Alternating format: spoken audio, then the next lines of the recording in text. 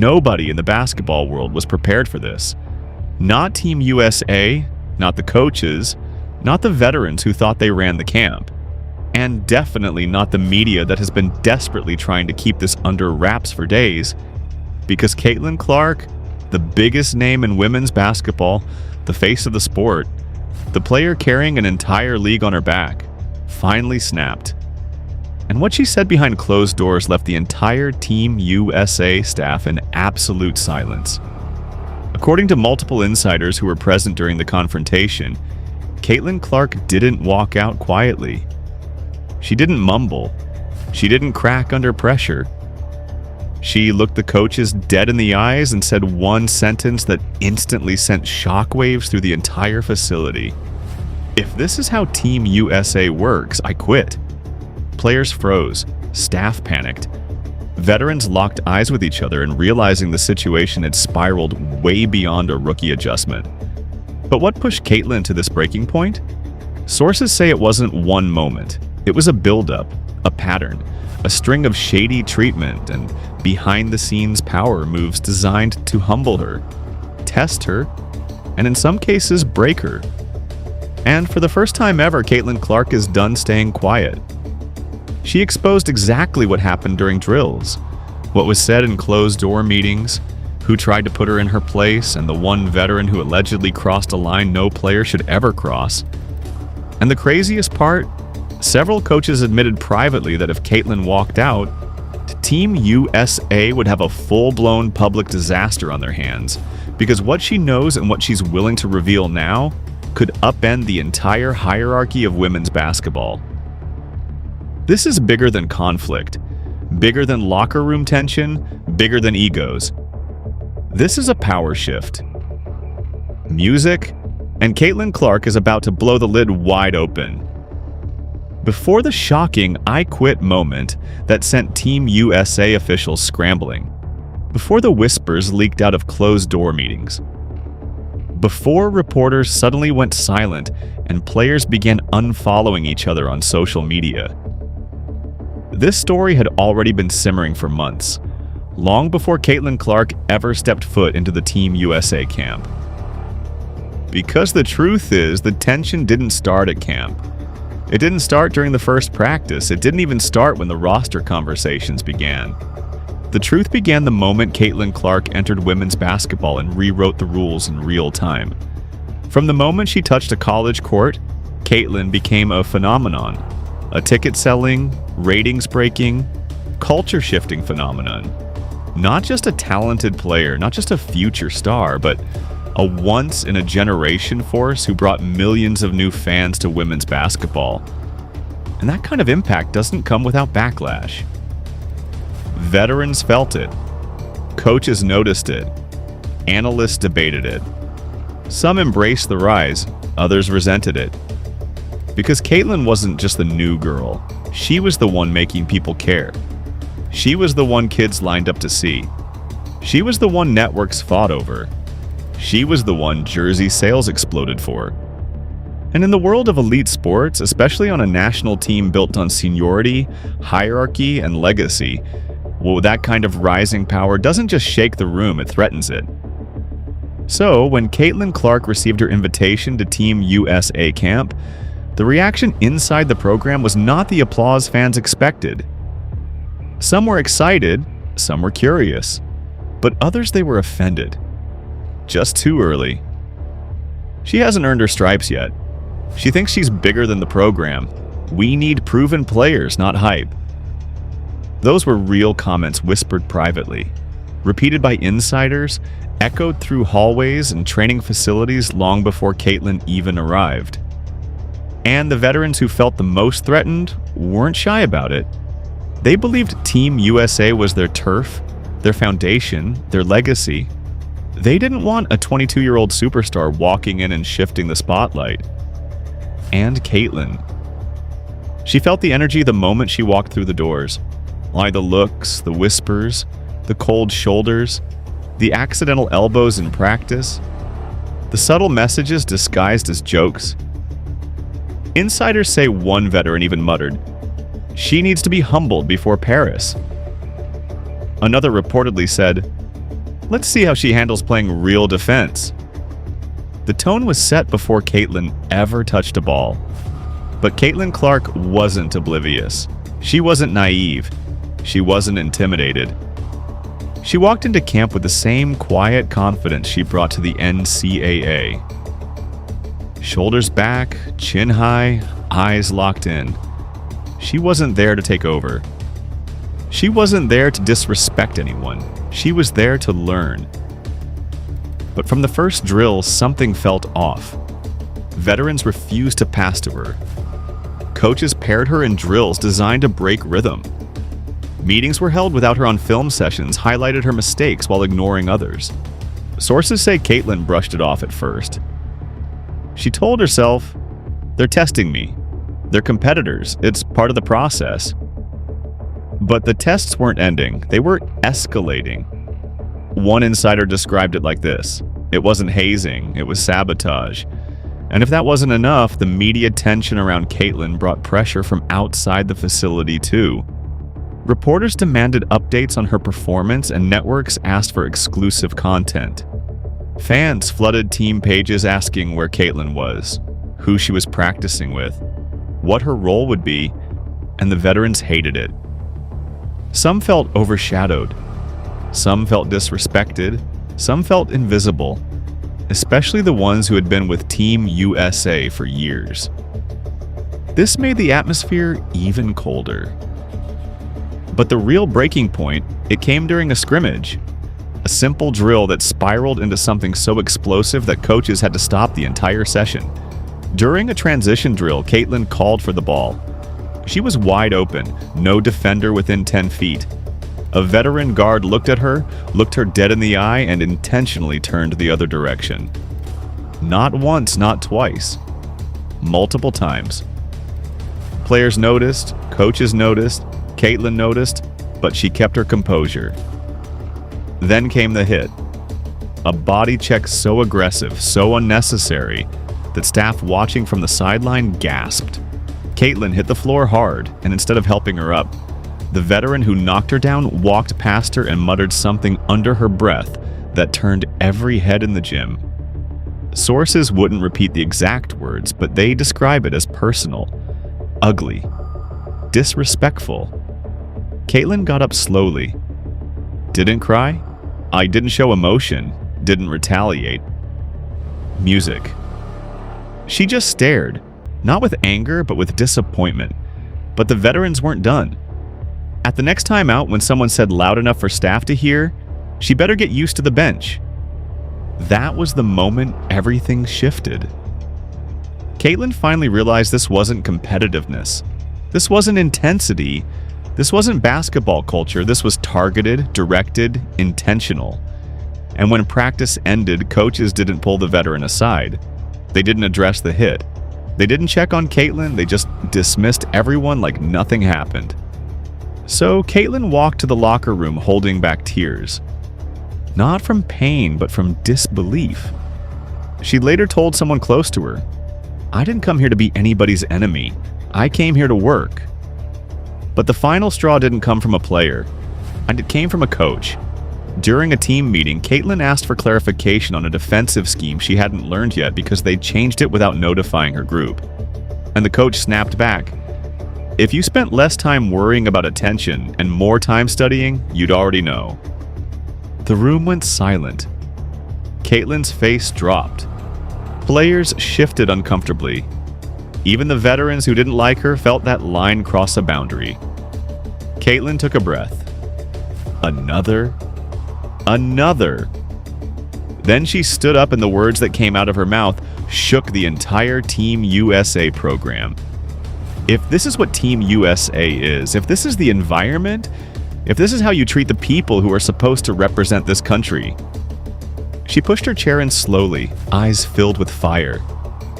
Then I quit. Gasps, shouts, chaos. Coaches scrambled, executives panicked. Players looked stunned because Caitlin Clark didn't yell. She didn't lash out. She didn't break down. She walked out with her head held high, and in behind her, a storm was brewing. Because what she exposed next What she confessed in the hallway to a staffer is the part that Team USA is desperate to hide. The hallway outside the Team USA conference room was cold, silent, and suffocating. The kind of silence that swallows sound. The kind that happens right after a bomb goes off, but before people realize they're injured. Caitlin Clark wasn't crying. She wasn't shaking. She wasn't scared. She was done. She walked with purpose.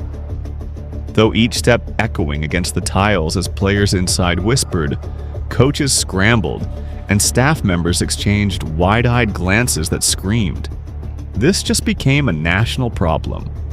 A young staffer, someone who had been quietly supporting Caitlin since the start of camp, ran after her. "Caitlin, wait, please. What just happened in there?" Caitlin didn't turn around. Her voice was calm, steady, terrifyingly controlled.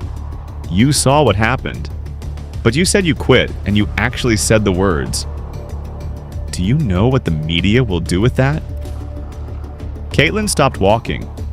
Slowly, she turned her head, eyes sharp, jaw tight, and whispered, "They can't spin what I'm about to expose." The staffer froze. "What do you mean?" Caitlin exhaled deeply because everything that happened in this camp isn't new. Those words hit like a shockwave. Not new. Meaning it had happened before. Meaning she wasn't the only one. And meaning Team USA had a pattern. A pattern nobody had the courage to speak up about. The staffer's voice shook. "Caitlin? What are you saying?" And then she said the sentence that cracked the entire story open. "I'm not the first player they tried to break. I'm just the first one who refused to stay quiet." Her voice didn't tremble. Her eyes didn't drift. She meant it. The staffer covered their mouth. Oh my God. But Caitlin wasn't finished. She revealed something she had been holding inside since day one. Something the public has never heard. Something players whisper but never confirm. "There's a veteran here who's been bullying rookies for years. It's an open secret. Everyone knows. Nobody stops her." The staffer whispered, "You're talking about her, aren't you?" Caitlin didn't reply, but her silence confirmed everything. This veteran wasn't just a star. She was a powerhouse, a locker room ruler, and like a player who built her career on intimidation and control, and whose influence reached coaches, executives, and even the media. Caitlin continued, "She targeted me from day one. Not because I disrespected her, not because I'm a rookie, because I'm bigger than she ever was." The staffer gasped quietly. Caitlin wasn't bragging. She was stating a fact. She can't stand that no matter what she does, the world watches me. And instead of letting the game grow, she tried to sabotage me. Then Caitlin dropped the first bomb. She's the one who ordered that hit on me during the scrimmage. The staffer stepped back. No way she wouldn't. Caitlin cut them off sharply.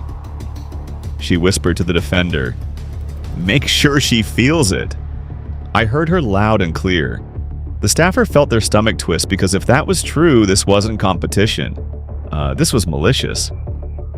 Caitlin continued walking toward the exit. They think they're protecting some sacred hierarchy. They think Team USA is theirs to guard. But last I checked, this is still America, and you earn your spot. You don't bully for it. The staffer swallowed hard. "So, what happens now?" Caitlin stopped again, this time at the glass exit doors, staring out at the parking lot lit by training facility floodlights. Her voice dropped to a whisper. "They crossed a line when they went after my integrity. But they crossed an even bigger one when they went after my safety." The staffer blinked. They what?" Caitlin inhaled sharply, bracing herself. "I wasn't going to say this, but after that meeting, after being humiliated in front of the whole team, they left me no choice." Her hands clenched into fists. "Someone tampered with my practice gear." The staffer's jaw dropped. "Tampered? How?" Caitlin turned, eyes blazing. My shoes were altered, not replaced. Altered. The soles were shaved slightly so I'd lose balance. And guess when I noticed? The staffer whispered. Right before the scrimmage started. Caitlin nodded. That's why I slipped twice during drills. That's why my ankle twisted. That's why that accidental hit sent me to the floor harder than it should have. The staffer felt their entire body go cold. Caitlin, that's dangerous. That's criminal. Caitlin's jaw tightened. They wanted to embarrass me, not injure me. But someone went too far. And when I confronted the equipment manager, he said something that shook me to my core. The staffer leaned in. What did he say? Caitlin looked them dead in the eyes. He said, "Yeah, I'm just doing what the coaching staff told me." The staffer gasped. No, the coaches wouldn't. But Caitlin cut them off again. One coach in particular. The staffer knew exactly who she meant. A coach notorious for controlling players and a coach who built her reputation on demanding obedience. A coach who never liked Caitlin's fame, influence, or independence. Caitlin took a shaky breath. Once I realized I wasn't safe here, I knew I had to walk out. The staffer covered their mouth, tears forming. Caitlin, this is going to destroy the program. This is bigger than you, bigger than the team. This is... But Caitlin wasn't done. She whispered the second bombshell, the one that becomes the first major twist. I caught them planning to bench me even if I outplayed everyone. The staffer froze completely. How do you know that? Caitlin looked away, her voice cracking for the first time. Because I found the rotation chart. They left it in a folder. The title said Contingency Plan Limit, CC Minutes. The staffers shook their head. Why would they do that? Caitlin's eyes filled with hurt and rage because they didn't want the world to see me shine on the biggest stage. They would rather lose with their favorites than win with me. And that's when the first twist fully hit. Caitlin wasn't leaving because she was emotional. She wasn't leaving because she couldn't handle pressure. She wasn't leaving because veterans were tough on her. She was leaving because Team USA was rigged against her from the start, a scripted hierarchy, a planned narrative, a deliberate sabotage. And when the final punch, Caitlin revealed the moment that truly broke her. I overheard a coach say, "She's not one of us." The staffer felt tears fall. Oh my God. Caitlin looked toward the exit. They don't deserve me. They don't deserve the fans I brought. They don't deserve the attention I created. And they definitely don't deserve my loyalty, the staffer whispered. So what now? Caitlin pushed the door open. Now I tell the world exactly what Team USA tried to hide. The door shut behind her. And that was the moment Team USA officials realized they weren't dealing with a rookie. They were dealing with the one player they could never silence. By the time Caitlin Clark stepped into the parking lot, the cold night air felt warmer than anything she had just walked away from inside that building. Her phone started vibrating. Text after text, call after call. Players, coaches, reporters, agents, but people who hadn't spoken to her in months, suddenly wanting to know what happened. Is it true you walked out? Don't post anything yet. Please don't make this worse. Caitlin, answer your phone now. She ignored all of it. She wasn't going back. Not inside, not emotionally, not ever, but inside the facility. Chaos was erupting like wildfire. The moment Caitlin left the room, the veteran players started talking at once. Loud, angry, music, anxious, whispering. She can't just quit. What if the media finds out?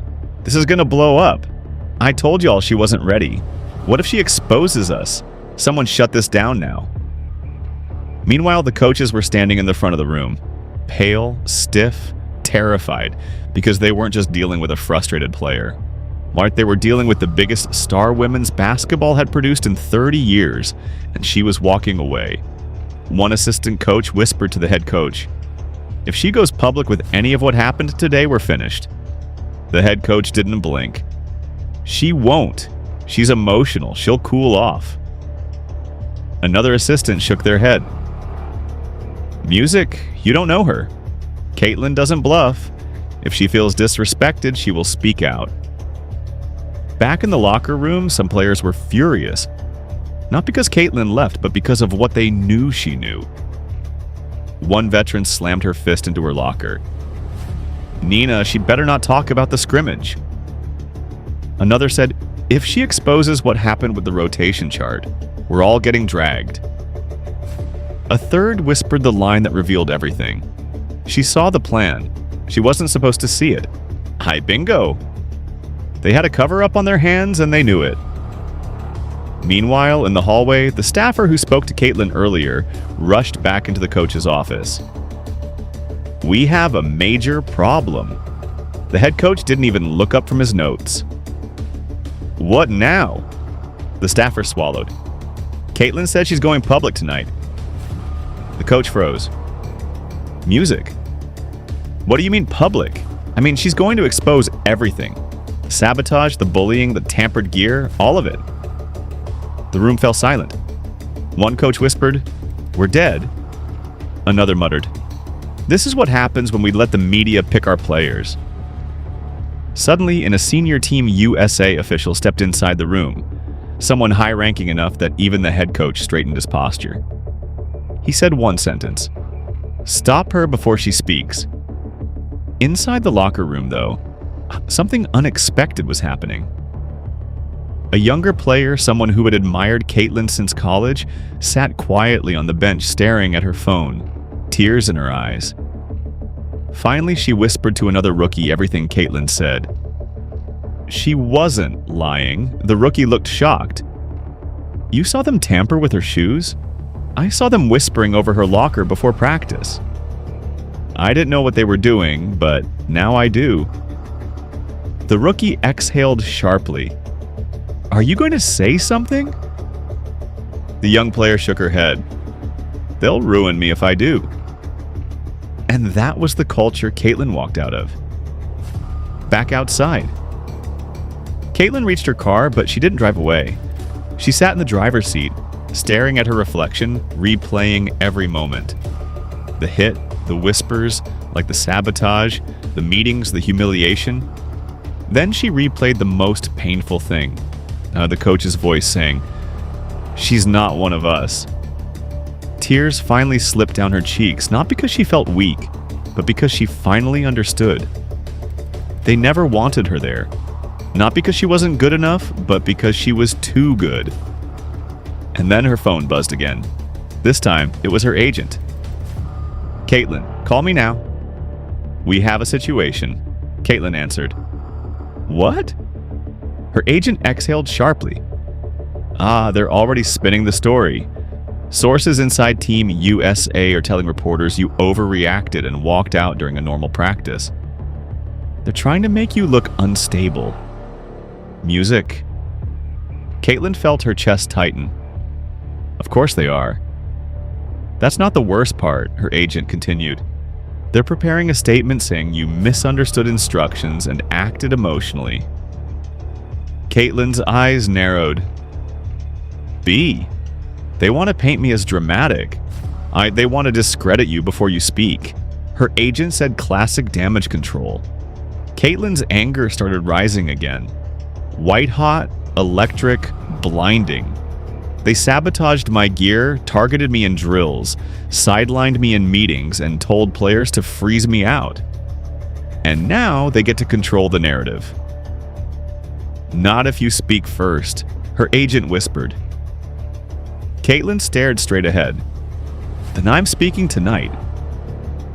Back inside the building, like the panic was spreading, a veteran player stormed into the coach's office. "You better fix this. If she talks, we all look like bullies." The head coach rubbed his temples. "We will handle it."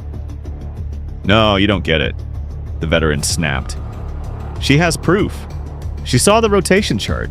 She knows we were planning to bench her," another coach whispered. "She also heard you tell the defender to hit her." The room fell silent. Then the veteran hissed, "If that leaks, my career is done." Meanwhile, in a separate office, the senior team USA official was on the phone with someone high-ranking in the Basketball Federation. Yes, it's out of control," he said, pacing. "No, she hasn't posted yet, but if she does, the internet will destroy us." A long silence.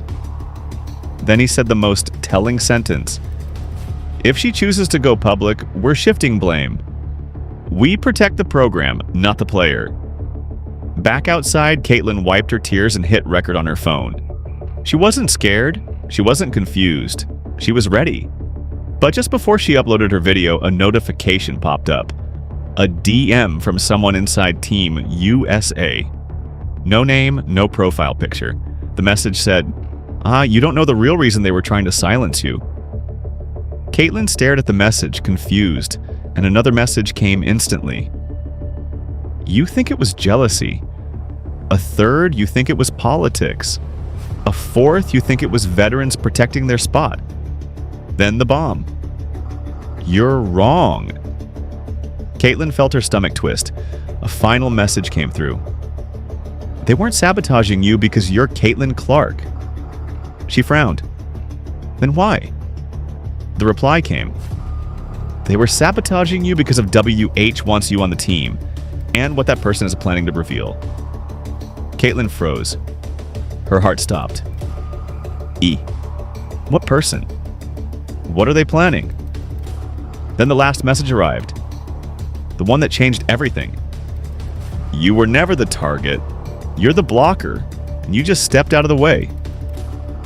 Caitlin stared at the screen, horrified. Someone was using her. Someone bigger than Team USA. Someone with power. Someone with influence. And now she had walked out of the only place that could protect her. The parking lot was quiet. Too quiet. The kind of eerie stillness that feels staged. I'd like the world itself was holding its breath. Caitlin stared at the final message on her screen. "You were never the target. You're the blocker. And you just stepped out of the way." Her heart hammered in her chest. Blocker. Blocker for what? For who? She read the message again and again. Music. Until the words blurred into a terrifying puzzle piece that refused to fit into the picture she thought she understood. Suddenly, the staffer from earlier burst through the facility doors, eye jogging toward her. Caitlin, wait! Don't leave yet. You're in danger." Caitlin narrowed her eyes. In danger from WHO, like the veterans, the coaches, Team USA. The staffer shook their head violently. No, from the person behind all of this? The words froze her. The staffer swallowed hard. You weren't sabotaged because they hate you. You were sabotaged so you wouldn't succeed here. So you wouldn't be on the final roster, so you wouldn't be the one standing in the way when a certain person makes their move. Caitlin stepped back. What move? Who are you talking about? The staffer looked around nervously, lowering their voice. There's someone outside Team USA. Someone with real power who wants a specific veteran to be the face of women's basketball for the Olympics. Not you, not the new generation. Her. Caitlin blinked slowly. You're saying this entire camp was rigged so she gets the spotlight? The staffer nodded. She has connections, sponsorship deals, a political influence, and someone very high up wants her to carry Team USA, not you. Caitlin's stomach twisted. So the veterans weren't sabotaging me for themselves. No, the staffer whispered. Music. They were sabotaging you because they were ordered to. Caitlin felt her pulse race. By way. The staffer hesitated, then whispered the name. Caitlin's eyes widened. Her? Are you serious? Why would she be involved? The staffer nodded rapidly. Because you're too big, too influential, too unpredictable. You're not tied to the old system. You don't owe anyone anything, and that scares them. Caitlin felt a wave of heat rise through her chest. So I was never the problem. You were the threat. Caitlin's phone buzzed again. Another DM from the same anonymous account. Her fingers shook as she opened it. As the message said, "You think walking out gives you power?" It doesn't. It gives them exactly what they wanted. Her breath hitched. "They wanted me to quit," she whispered. "Yes," the staffer said, "because now the old guard gets the roster spot without having to beat you for it." Music. But the message wasn't done. Another line appeared. "Don't believe me? Check the news." Caitlin switched apps instantly. Her heart dropped. Said a major sports outlet had already posted. Breaking. Team USA expected to replace Caitlin Clark with longtime veteran. Official announcement coming.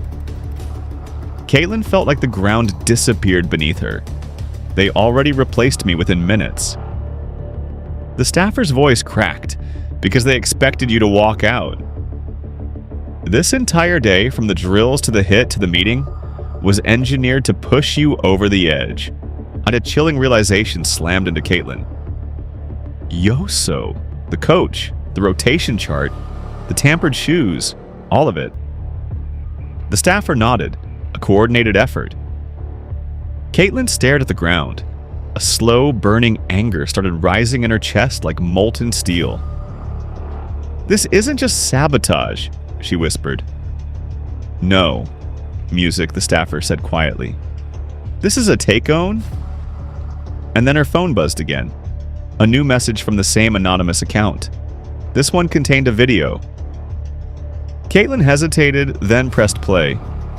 On the screen showed a dark boardroom, silhouettes seated around a long table. A projector illuminated with roster notes and sponsorship agreements. A voice, unmistakably the influential figure the staffer mentioned, said, "We cannot let Caitlin Clark control the narrative. She's too powerful. Limit her minutes. Sabotage if necessary. She must not make the final roster." Caitlin's entire world tilted. Her hands trembled, her jaw locked. And then the voice delivered the final blow. If she refuses to break, music, then break her reputation instead. The video cut to black. Caitlin felt like someone had punched the air out of her lungs. This wasn't tension.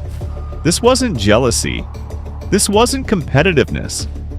This was an organized campaign to destroy her place on Team USA and control the face of women's basketball. Caitlin whispered, "They were scared of me." The staffer shook their head. No, B didn't. They were scared of what happens when someone like you can't be controlled. Then suddenly, headlights flashed across the parking lot. A black SUV pulled up slowly, tinted windows reflecting the facility lights. Caitlin took a step back. Is that someone from Team USA? The staffer's face drained of color. No, that's one of her people. The back door opened. A tall figure stepped out. A voice called out across the parking lot. "Caitlin, we need to talk." Caitlin froze. Her pulse roared in her ears. The staffer whispered urgently, "Do not go with them." The figure took another step forward. "Caitlin, walking out was a mistake. Let's discuss how to fix this." Caitlin's jaw tightened. "There's nothing to fix." The figure smirked. "Oh, but there is. You think exposing us will save you? It'll only expose you." Caitlin's heart raced. "What are you talking about?" The figure folded their hands behind their back. "You have secrets too, Caitlin. Ones we can release just as easily as you release ours." Her breath caught. "What secrets?" The figure grinned. "Ask your college coach." Caitlin's knees weakened. College coach? What about her college coach? But before she could respond, the figure added one last sentence. "You think tonight was about stopping you. It wasn't. It was about preparing the world for what you're really hiding." Caitlin felt her entire world collapse. What am I hiding? The figure opened their car door. Thought you'll find out tomorrow. And just like that, they were gone, leaving Caitlin shaking in the parking lot. Realizing the biggest twist of all, she wasn't just exposing Team USA. Team USA was preparing to expose her, and that right there is where everything stops. Caitlin Clark standing alone in the parking lot, the black SUV disappearing into the dark. The words, "Ask your college coach," echoing in her head, and the horrifying realization that she isn't the only one holding a secret. Mappa Team USA isn't just scared of her talent. They're scared of what she knows, and even more terrified of what she might reveal if they push her too far.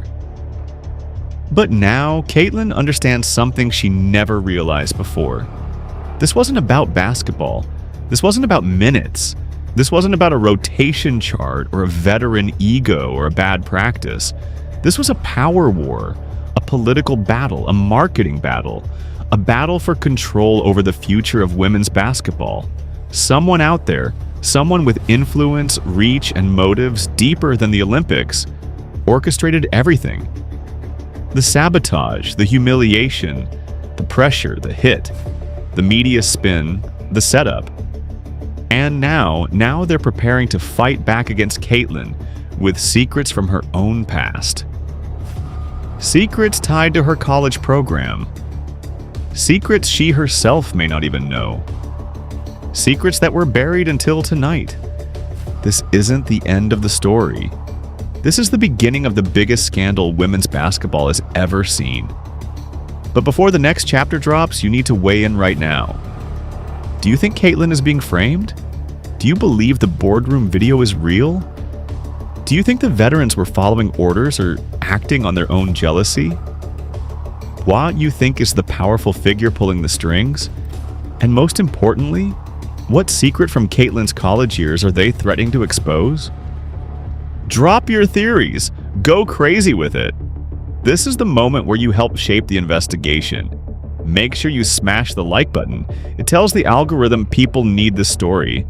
Hit subscribe because the next chapter will expose the mastermind behind the sabotage. Turn on notifications so you don't miss the moment Caitlin fights back and the truth finally comes out. And this isn't just basketball anymore. This is a war for the future of the sport. And Caitlin Clark is right in the middle of it. The next episode, it'll change.